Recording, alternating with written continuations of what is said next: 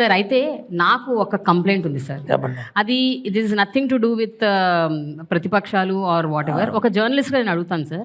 Teaching community అలాగే anganwadi workers ఈ మధ్య కాలంలో చాలా సందర్భాలు స్ట్రైకులు చేస్తున్నారు. ఆ స్ట్రైక్ ఇంకా కొనసాగుతుంది, ఆ ప్రొటెస్ట్లు ఇంకా అవుతున్నాయి.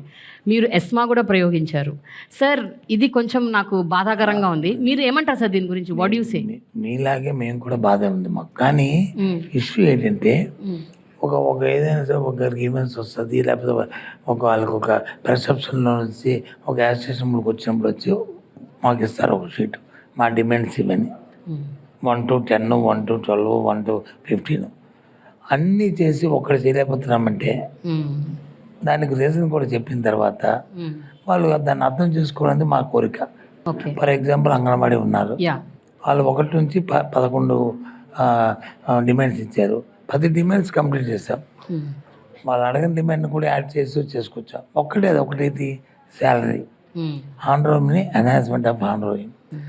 దాని దగ్గర ఏంటి పాలసీ ఏంటి, ఒక ప్రభుత్వం వచ్చినప్పుడు 5 సంవత్సరాలు ఉంటుంది. 5 yearsలో ఒకేసారి శాలరీని పెంచుతారు. మళ్ళీ 5 సంవత్సరాలు అయిన తర్వాత మళ్ళీ దాని మీద రివ్యూ చేస్తారు. మళ్ళీ అవసరం అనుకుంటే మన ఇండెక్స్ ప్రకారం మన ధరల పట్టికల ప్రకారం అవన్నీ చూసుకొని ఎంత శాతం పెంచాలో ఆలోచన చేసి పెంచుతాం.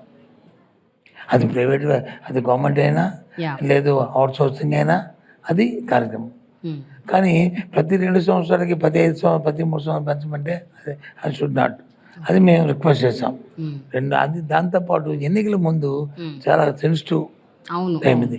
ఈ సెన్సిటివ్ టైంలో వచ్చి మనం ఏదో వాళ్ళు అడిగారు అని డిమాండ్ అని లేకపోతే ఇదని దాని గురించి ఆలోచించాం. మేము మాకు నాట్ ఎగ్నిస్ట్ లెవెల్కి.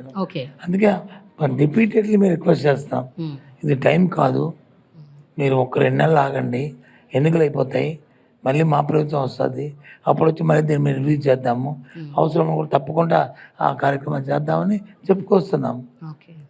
అది కాకుండా కాదు మేము స్ట్రైక్ చేస్తాము, ఈరోజు చేస్తామంటే అది కాదు. దాంతో ఏంటి, ఇప్పుడు ఎస్మా ఎందుకు పెట్టవలసి వచ్చింది?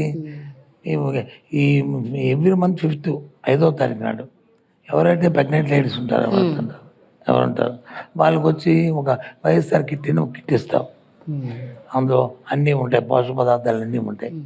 అలాగే బాలింతలు ఉంటారు, వాళ్ళకి కూడా ఇస్తాం. అలాగే బాలామృతం రోజు చిన్నపిల్లలకు వచ్చి భోజనం పెట్టాలి. అవన్నీ ఆగిపోతే వ్యవస్థ తప్పు కదా. మరి ఆ పేదలందరూ ఎక్కడ వాళ్ళు మెయింటైన్ చేస్తారు?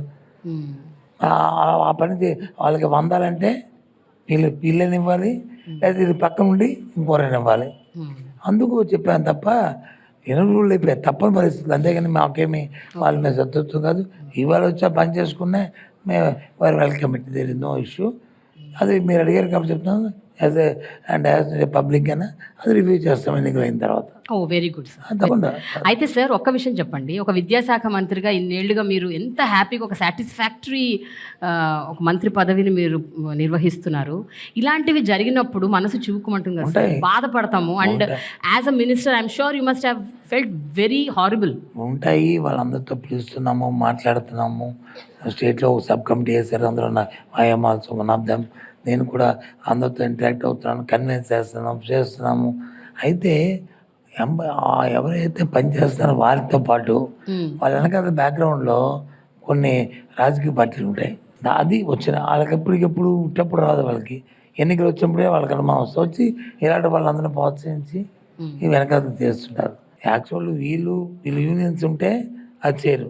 మా టీచర్స్ కానీ, అంగన్వాడీ వర్కర్స్ కానీ, మున్సిపల్ వర్కర్స్ కానీ, సమాజ వర్కర్స్ కానీ వాళ్ళు యూనియన్లో ఉండి వాళ్ళే నాయకులు అయితే వాళ్ళు ప్రభుత్వం వాళ్ళు ఒకటే.